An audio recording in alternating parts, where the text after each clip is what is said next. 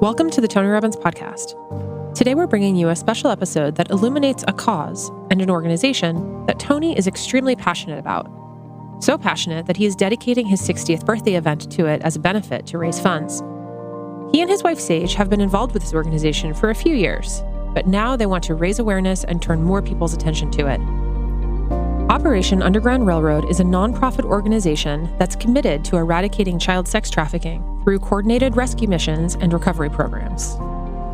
Most of the time, when somebody adopts a cause, they have a personal connection to it.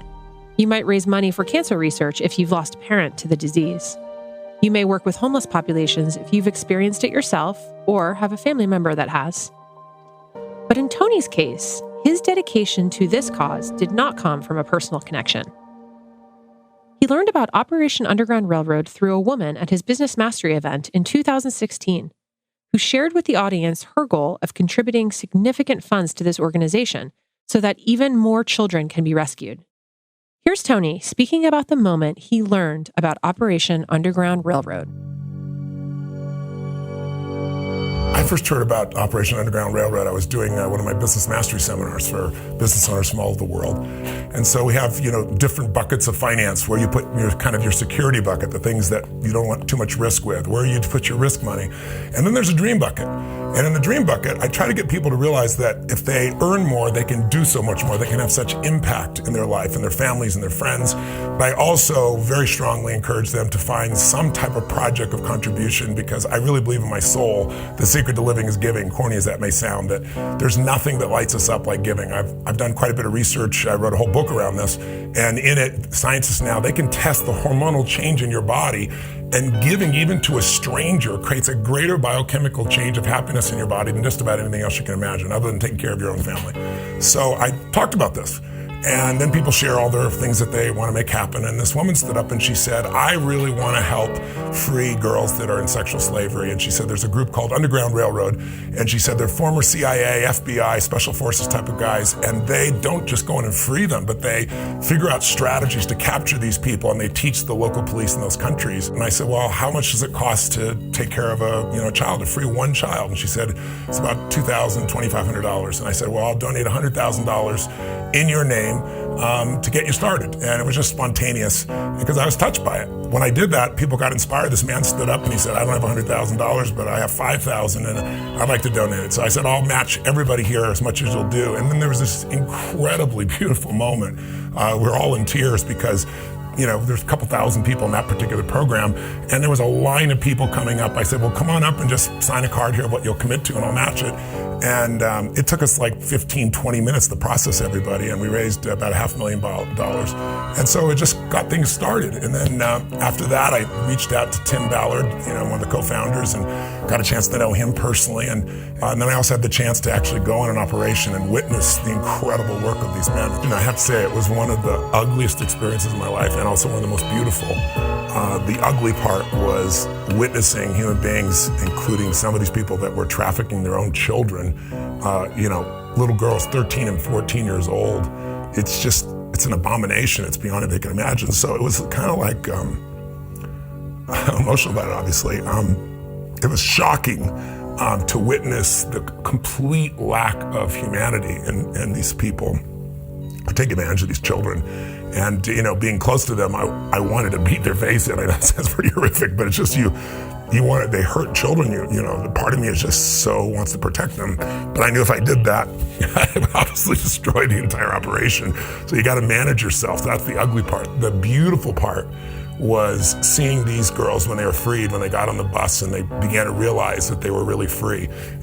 It was, so much bewilderment and then joy and then awe and then non-belief at first, but just seeing those first moments of freedom, and then also going and visiting, some of them are able to go home. Some of them, unfortunately, were sold by their own families. And so they're going back to a center where they're going to be reintegrated. And the people there are just so loving and so committed. They're as dedicated as any human beings can be, again, 24/7 to take care of these girls and reintegrate them into a normal life. Well, I love seeing these kids being healed. We were out there playing with them, playing soccer, kicking the ball. And it's fun to see Tim, who's got this unbelievable intensity, and yet he also can be a chameleon like some of the other guys here. He knows how to enter these guys' worlds and twist their brains and basically pull them in so that you can capture them. But then, watching him afterwards, he's as soft as I am, the son of a bitch. He cries, he gets tears pouring down his face. You can just see it's his life mission. And seeing those kids, he calls them his kids because he freed them. He should call them his kids. Was really, really touching. I have a deep love for Tim. He's a really good soul. He's recruited so many good souls around him. So now it's not just Tim, it's this army of men and women who are unbelievably dedicated and incredibly effective. So I shared the whole experience with my wife. I was in tears. I'm in tears remembering it again now. But I was also inspired by it. Inspired by the intelligence behind this and the heart. When you've got an amazing team of people and you see the power of the strategies that the CIA and other agencies have to be implemented in this area and then to be taught. It's pretty amazing. It's God's work. I know, again, that can sound corny to some people, but I think somebody's got to do it, and nobody's doing it like these guys that I'm aware of. And so that's why I'm such a supporter of Underground Railroad. What you just heard from Tony about his experience learning about Operation Underground Railroad and going on an undercover rescue mission is an experience that changed his life forever. His dedication and attention to this cause is because modern-day slavery is an issue that nobody wants to think or talk about. It's the worst part of humanity, and it's hiding in plain sight. All too often, people turn a blind eye to it because it's too unbearable to even think about. When you hear about it on the news or see it in a movie, most people turn it off because it's simply too hard to imagine a child of your own, a sibling, a niece or nephew, or godchild in such a situation. It's difficult, and it's dark, and most people don't want to face the darkness. Today, there are over 2 million children enslaved worldwide in sex trafficking. Human trafficking brings in an estimated $150 billion annually, and it's the fastest growing criminal enterprise on the planet. To illustrate just how big that is, imagine this. With the money made in human trafficking every year, you could buy every Starbucks franchise in the world, every NBA team in the nation, and every Target store across the globe. And this isn't just an issue in other countries. Human trafficking in America is among the worst in the world. In fact, the United States is ranked as one of the top 3 nations of origin for victims of human trafficking, with children in foster care, homeless youth, undocumented immigrant children, and those with substance abuse problems especially at risk. Over 300,000 of America's young population is considered at risk for sexual exploitation, with nearly 200,000 incidents occurring in the U.S. every year. Sadly, the United States is the #1 consumer of child rape videos. You heard Tony talk about Tim Ballard, the founder of Operation Underground Railroad. Tim is a man that has selflessly dedicated his life to rescuing children from sex slavery.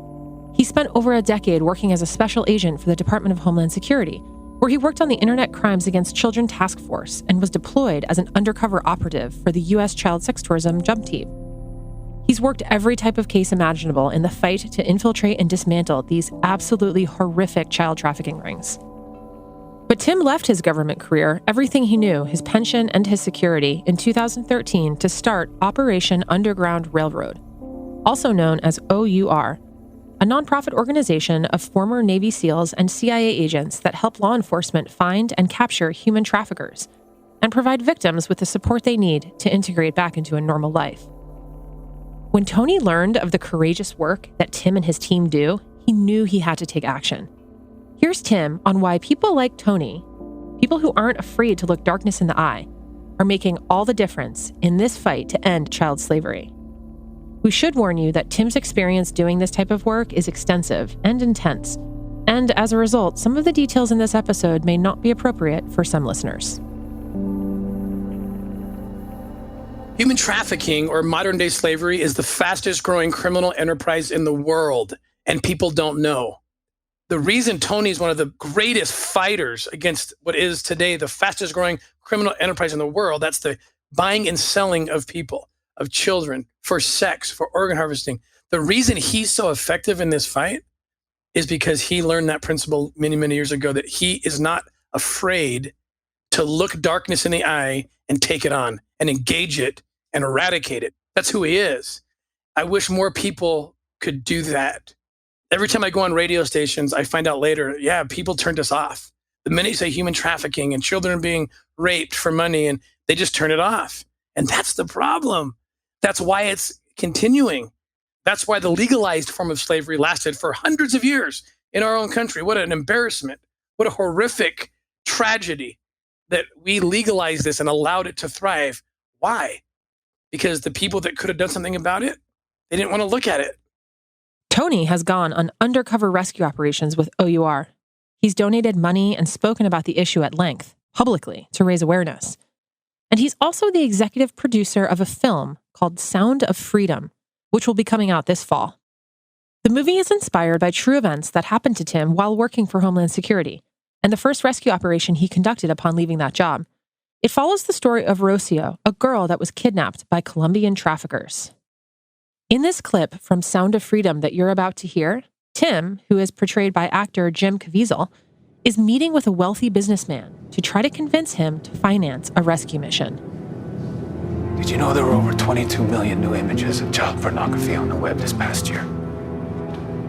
That's a 5,000% increase over the past 5 years. 5,000%. The fact is, it is the fastest growing international crime network that the world has ever seen. I agreed to it because we were working with the U.S. government. To back out now, this whole thing will blow. It has already passed the illegal arms trade, and soon it's gonna pass the drug trade. You wanna know why? Because you can sell a bag of cocaine one time. But a child, the most precious child, you can sell a 5-year-old kid 5 to 10 times a day. For 10 years straight. And everyday ordinary people, they don't want to hear it. It's too ugly for polite conversation. But meanwhile, over 2 million children a year are being sucked into the deepest recesses of hell. Trust me, man, if we do nothing,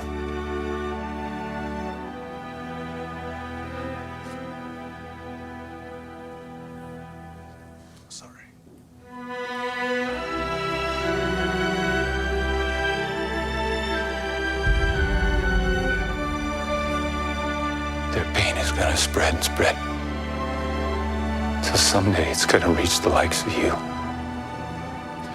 And that will be a nightmare you're never gonna wake up from. After agreeing to help, the businessman financed the rescue mission and posed as a rich man trying to buy children, which helped lure in the traffickers. With his help, Tim and his team rescued 54 children. And it was this operation that ultimately started Operation Underground Railroad. Since then, OUR has rescued over 3,500 children and victims of sex trafficking and has arrested over 1,500 pedophiles and traffickers. Through an arm of OUR, Tim and his team also do a lot of work in the Middle East, using high-tech tools and undercover operators to infiltrate crime networks and rescue women and children that are under the attack of ISIS. To date, they have helped extract 10,000 people and move them into safety. Naveen is one of those people. Here's her story. This is the story of a little girl, 13 years old. Her name is Naveen, and she was living in Sinjar city in northern Iraq peacefully with her family, a Yazidi family, which is a tribal group, peaceful, beautiful, religious people that mind their own business. And ISIS comes in and decides that all the people that are Yazidi people will be slaves. They came in and just killed the men and took the women and children and put them immediately into sex slavery. And they had these huge slave markets in northern Iraq and in Syria, and they just bought and sold women and children for sex. This little girl at 13 got sucked into that. Her mom was not taken, and she was left childless and a widow, and just praying that her family would come back. Years had passed, and all the news that she had was that her daughter was dead. She was not in a safe place, so she worked with us to get her out of the country and into Australia that was taking Yazidi refugees. It was so sad watching her leave, knowing that little Naveen was probably killed at this point. And so she goes to Australia. The day she gets to Australia, we had the unbelievable surprise and honor to be able to call her and say, literally, while you were flying to Australia, we found your daughter and we recovered her. And she's in our aftercare facility and she is safe. This little girl, 16 at this point, and we begin the process of aftercare. She lives in one of our basically tent cities. We started to expedite the paperwork. And finally this summer, we were able to take her. We went to Iraq and picked her up and took her home to her mom, who she hadn't seen in 5 years. It was the most unbelievable scene, if you can imagine this. She's now 16 years old and she's seeing her mom for the first time, having been through just the worst possible scenario. And it's at times like this where you realize everything we do is worth it. You know, if all the millions that we have raised only produced that one case, only produced the rescue of this little girl and got this girl back to her mom, it all would have been worth it. Today's going to school. She's brilliant. She's learned English now, and she's preparing to go to law school. She said, I want to go to law school so that I can learn the law, and I'm going to go back to Iraq, and I'm going to defend my people and their rights. Those kind of stories, the simple act of us getting her out and getting her home, she will now turn around and probably go rescue thousands. It's an amazing story. It's a story of the ability for the human spirit to triumph over darkness. I can't imagine what she's been through. I know what it was, but I can't imagine what it's like.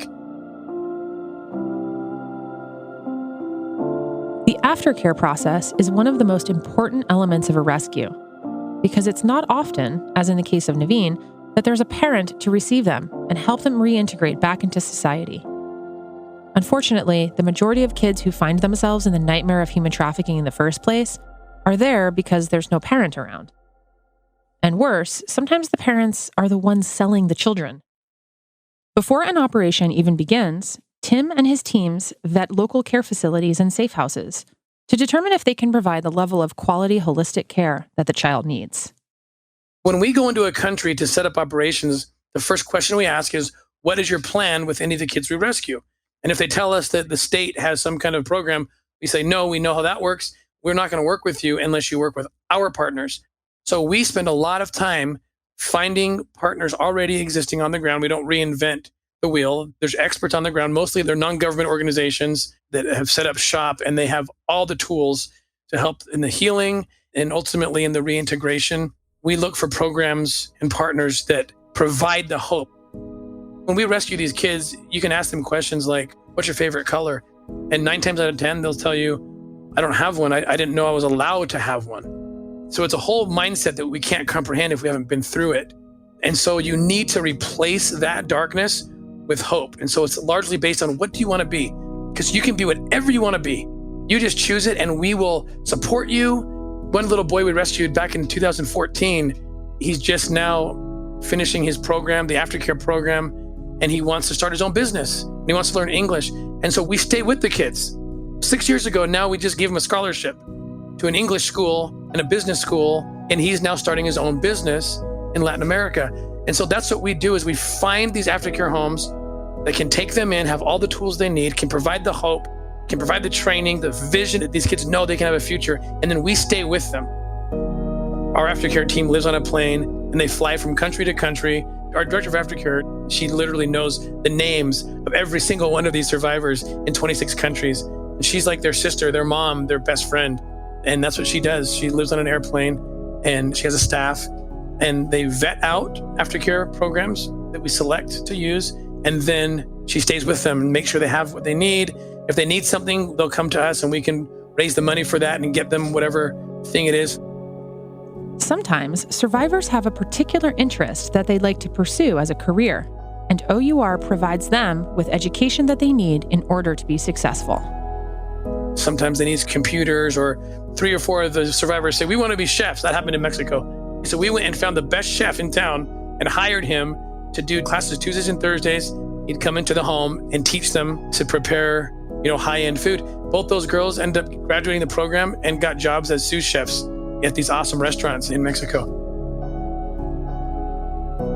It's not always about the number of kids you save and impacting a lot of lives. Sometimes it's just about 1 or 2. Listen as Tim shares the surprising result of one of his missions. I went undercover pretending to be a buyer, and I walked into this false orphanage. It was advertised as an orphanage, but it wasn't. It was just a place where traffickers kidnapped and held children and sold them for $10,000, $15,000 to pedophiles, to slave owners, to organ harvesters. And I remember walking into this place believing that this little boy was here and I was going to find him. I had cameras in my body, I had cameras in my sunglasses, and we were working with the Haitian law enforcement. We went in undercover and I was looking for the little boy that was lost, that had been kidnapped. We knew that he had been here. And I was told by the police, if they offer children, buy one. That's how you do a sting operation, get the evidence, and then we'll liberate everybody. So I'm at this point where I'm in the operation and I'm looking for what kid to pick. I don't think it matters. And just as I'm looking, this beautiful child, he's about 1.5 years old, 2 years old. He just turns to me, almost like he heard my thoughts. He turns to me and puts his arms up and walks up to me, and I pick up this little boy and I realize, I don't know, I feel like God was telling me he's the one I'm supposed to buy. He picked me. So I take this little boy and I walk into one of the dark outbuildings on the premises of this horrible place while my colleague was out doing an undercover negotiation with the traffickers. I'm looking for more kids. I have a camera that I'm trying to pick up in my backpack. I want to pick up all the faces, all the kids. And I'm holding this.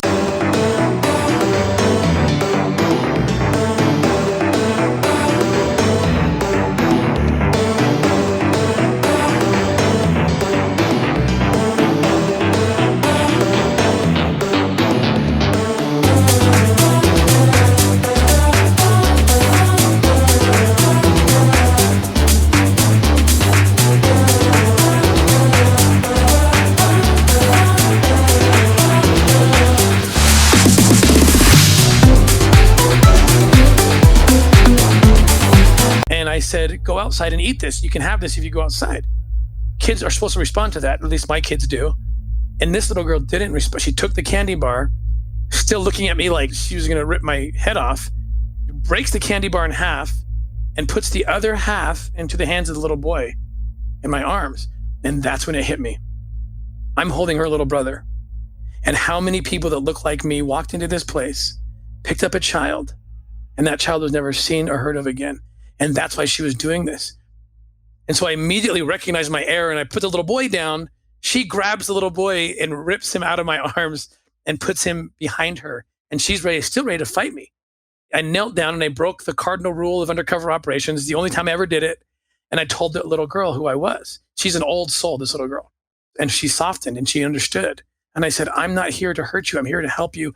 I want to get you guys out of here, but I need you to help me. I need you to do everything I tell you. And she agrees and she does it. And so she plays along with this. And I know she knows. And we end up buying these two kids in a sting operation. We get them out. And then afterwards, the little boy we looked for was never there. We're still looking for him. I called my wife that night and I told her the story. I said, you won't believe this little girl and what she did. And my wife just had this moment.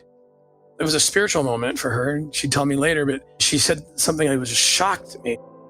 She said, I want to be their mother. I said, what? So what are you talking about? I just left my federal job and we're running a nonprofit. Like statistically, we'll be out of business in 6 months. Like this was the very first operation. We didn't have any money. So we can't afford to adopt. And she said, I want to be their mother. And so those are the two kids we end up adopting. And as I've tracked this little girl, it took us 3 years to actually get her out, get them adopted. But she had this amazing thing. I understood where that power came from, where she was protecting her little brother. Every time we would bring toys or treats to the orphanage over 3 years, the one constant with this little girl is that she would never keep anything. She couldn't. She would be the first in line to get the toys, but only so she could pass them out to her friends. Even though her friends already had an abundance, she left with nothing and she sat back and she was the happiest when she had nothing and just watched everyone so happy. And then I realized something. It was Tony that actually brought this principle around to teach me what she had learned on her own, which is something Tony says, the secret to living is giving. And it was Tony that taught me that. I was at his house actually, and I was asking him why he is so charitable, because he's way more charitable than every other person that I work with. And he said, don't you know the secret to living is giving? And I'm like, what does that mean? And he explained this amazing science behind what happens to the brain. He showed me research. How when you give, there's a chemical reaction in your brain And all of a sudden you have this ability to be a person of light, and you have courage, you have hope, and it's this beautiful thing, and it's connected to heaven and God and all these things that are amazing miracles that happen. And I recognized that's what this little girl understood. She didn't read the research. She didn't need to talk to Tony. She figured it out because she lived in hell. And she had to be, at 2 years old, sister and mother to a baby. And the only adults in their life were trying to hurt them. She learned how to protect herself. That's what gave her the courage to look me down and stare me down and will me to turn her brother back over to her. It's what allows her to manipulate every other situation to keep them alive in the dark orphanage and even in the other orphanage, which was not a happy place. She just gives and gives and gives, and then she's filled with light. The greatest blessing was adopting 2 children who we rescued, because it's just every day in my face in a good way about what can happen. Sometimes I just weep when I think of the trajectory that my kids were on, where they would have ended up if there hadn't been an intervention. Nothing worse on earth or hell than where they were heading. They would have been bought by an organ harvester or a pedophile. That's where they would have been. Instead, they're the happiest kids. When we adopted those kids, we had 7 at that point. And so they made 8 and 9. And they are just completely part of the family. They're just loved by everybody. They love everybody. And sometimes I just sit back when I watch them laugh and play, and I just weep, happy and sad tears, you know? Happy because I know where they are and the other 3,500 kids are, but then also tears of sadness that are frankly motivating. We have to keep going. We have to dig harder. We have to dig deeper and let this happen for other people too.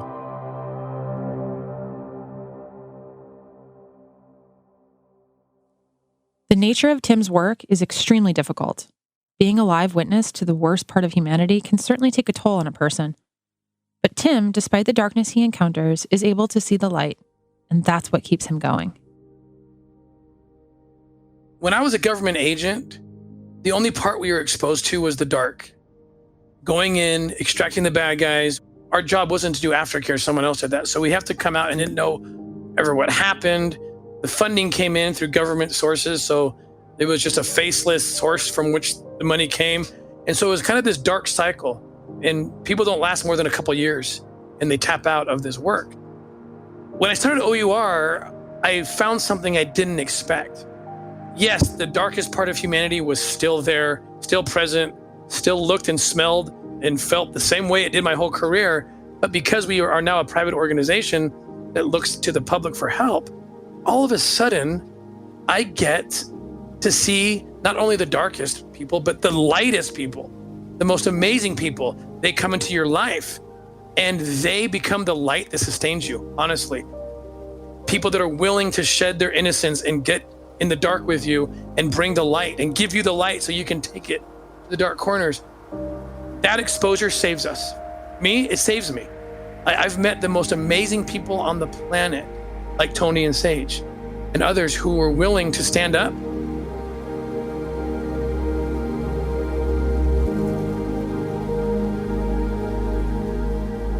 Tony and Sage Robbins have been the largest financial supporters of Operation Underground Railroad to date.